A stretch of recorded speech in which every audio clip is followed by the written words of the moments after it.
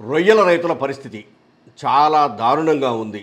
లక్షల మంది రొయ్యల రైతుల కింద పనిచేస్తున్నటువంటి వివిధ వర్గాలు, లేదా కూలీలకు పనిచేస్తున్న వాళ్ళు, లేదు పొలాలు లీజుకి ఇచ్చిన వాళ్ళు, అలాగనే రొయ్యల పంట పండిస్తున్నటువంటి వాళ్ళు చాలా ఇబ్బందుల్లో ఉన్నారు. ఇందుకు ప్రధాన కారణము రొయ్యలకు అందించే ఫీడ్ ధరలను వ్యాపారులు, కంపెనీల వాళ్ళు కుమ్మక్కై విపరీతంగా పెంచటం. రొయ్యల ఫీడు ధరలను కంపెనీల వాళ్ళు కేజీకి 14 రూపాయల వరకు పెంచారు. గతంలో కేజీ 100 రూపాయలుంటే ఇప్పుడు 114 రూపాయల వరకు అమ్ముతున్నారు. అంటే ఒక 100 కౌంటు ఉన్నటువంటి రొయ్యలు ఒక కేజీ బయట మార్కెట్లో అమ్మాలంటే రొయ్యల ఫీడుకు పెట్టే ఖర్చు 50% అవుతుంది. తర్వాత విద్యుత్తు, మిగిలిన అన్ని రకాల ఖర్చులు, దానికి కావాల్సినటువంటి వాటర్, ఇలాంటి అన్నీ చూసుకుంటే అక్కడ పనిచేసే కూలీలు, ఎత్తుడు దించుడు కూలీలు, ఇలాంటి అన్నీ చూసుకున్నప్పుడు వ్యాపారులు ఈరోజు 100 కౌంటు రొయ్యకు కేజీకి ఇస్తున్నటువంటి, రైతుకి ఇస్తున్నటువంటి ధర 220 నుంచి 230 రూపాయలు. ఇదే బయట అంటే వీళ్ళకి అవుతున్న ఖర్చు 270 నుంచి సుమారు 275 రూపాయల వరకు ఖర్చు అవుతుంది. అంటే ఇంకొక 50 రూపాయలు అదనంగానే వీళ్ళకు ఖర్చు అవుతుంది. మేము ఆ 50 రూపాయలు నష్టపోతున్నాము కేజీ రొయ్యలకు. ఇంకా ఈ విధంగా ఉన్నప్పుడు ఈ రొయ్యల పంట పండించడం ఎందుకు? ఈ వ్యాపారం చేసి తీవ్రంగా నష్టపోయి లక్షల్లో అప్పుల్లో కూరుకుపోవడం ఎందుకు? కాబట్టి అసలు ఈ రొయ్యల పంటనే మానేయాలనేది రొయ్యల రైతుల ఆలోచన. ఈ మేరకు తమ అభిప్రాయాన్ని ముఖ్యమంత్రి చంద్రబాబు నాయుడు గారికి ఇంతకు ముందే తెలియజేశారు.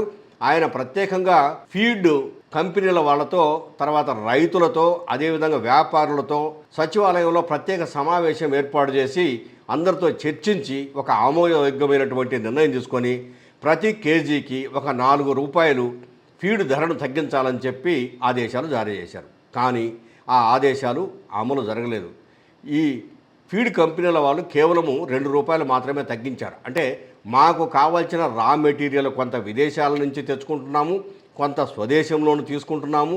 ఇదంతా కలిపి మేము తయారు చేస్తే మాకు ఎట్టి పరిస్థితుల్లోనూ అన్ని ఖర్చులు కలుపుకొని 110 రూపాయల వరకు కేజీ ఫీడు ఖర్చు అవుతుంది. కాబట్టి మేము తగ్గించలేము అనే పరిస్థితుల్లో వాళ్ళు ఉన్నారు. ఇక రొయ్యల రైతులు అంటే ఆ ధర నిర్ణయించుకునే అధికారం కూడా వాళ్ళకు లేదు. ఎవరైతే ప్రాసెసింగ్ యూనిట్ల వాళ్ళు ఉన్నారో వాళ్ళు చెప్పిన ధరకు రొయ్యల రైతులు రొయ్యలను వాళ్ళకి అమ్మాలి, లేకపోతే వాళ్ళు కొనరు. వాళ్ళు కొనకపోతే ఇవి వేస్ట్ అయిపోతాయి. ఇప్పుడు యుద్ధం కారణంగా విదేశాలలో కొంతవరకు కొనుగోలు తగ్గింది. సరే, అమెరికా మన మీద విధించిన సుంకాల వల్ల కూడా కొంత కొనుగోలు తగ్గింది. దీంతో వ్యాపారులు కూడా కొంత కొనడం తగ్గించారు. నిజానికి ఆంధ్రప్రదేశ్లో మొత్తం దేశం మొత్తం మీద 74-75% రొయ్యలు ఆంధ్రప్రదేశ్ నుంచే ఎగుమతులు లేదా అమ్మకాలు జరుగుతున్నాయి. అట్లాంటి రొయ్యల పరిశ్రమ తీవ్రమైన సంక్షోభంలో కూరుకుపోయింది. దీనికి ప్రత్యామ్నాయంగా మీరు ₹1.50 విద్యుత్ ఛార్జీలు చెల్లిస్తే చాలు యూనిట్కు. అంటే ప్రస్తుతము ₹3.85 విద్యుత్ ఛార్జీ ఒక యూనిట్కు చెల్లించాలి.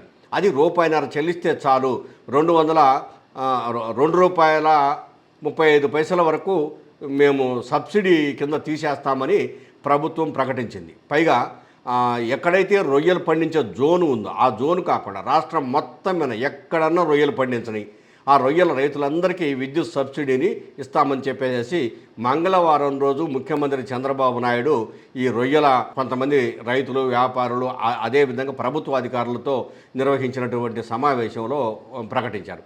దీనివల్ల సుమారు ఒక 5 లక్షల మంది రొయ్యల రైతులకు ఉపయోగకరంగా ఉంటుంది. అంటే రొయ్యల పరిశ్రమలో పనిచేసే వాళ్ళందరికీ ఉపయోగకరంగా ఉంటుంది. ఇది ఒక మంచి ఇదే.